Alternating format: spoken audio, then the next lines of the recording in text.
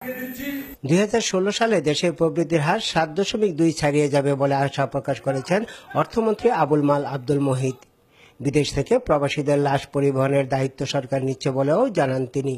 2016 সালে আশা করা যাচ্ছে এটা 7.2 আমি বলি, তবে আরো অন্যরা বলেন যে এটা আর একটু বেশি হতে পারে।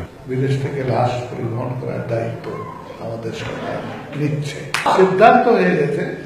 এটা এখন যে সব আইন কানুন একটু ঠিকঠাক করতে সময় লাগবে। রোমে অনুষ্ঠিত আন্তর্জাতিক কৃষি উন্নয়ন তহবিল ইফাদের প্রেসিডেন্ট নির্বাচনে অংশ নিতে ইতালি এলে স্থানীয় আওয়ামী লীগের দেয়া এক নাগরিক সংবর্ধনার জবাবে মন্ত্রী একথা বলেন। রোম ঢাকা রোম রুটে আবার বিমান সার্ভিস চালুর সম্ভাবনার কথা উল্লেখ করে মন্ত্রী কানাডার আদালতে পদ্মা সেতুর দুর্নীতি মামলা খারিজ হওয়াতে সন্তোষ প্রকাশ করেন। এবং উপদেশ দিয়েছে যে জন্য যারা এই ঘটনাটা করেছিল তাদের ক্ষমা চাওয়া প্রয়োজন।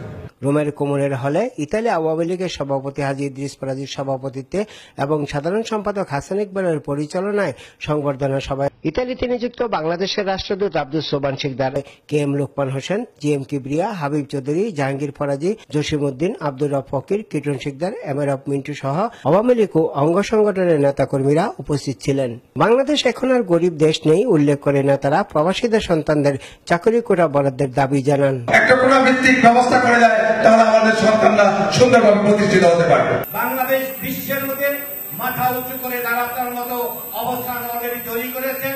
বঙ্গবন্ধুর স্বপ্ন বাস্তবায়নের পাশাপাশি জামাত বিএনপিকে প্রশ্রয় না দেওয়ারও আহ্বান জানান নেতারা। সেই সোনার বাংলাকে রূপান্তরিত করার লক্ষ্যে আমরা কাজ করে যাব। যারা দেশের বিরুদ্ধে ষড়যন্ত্র করে তাদেরকে কোনোদিন তাদেরকে আশ্রয় প্রশ্রয় দিবে না।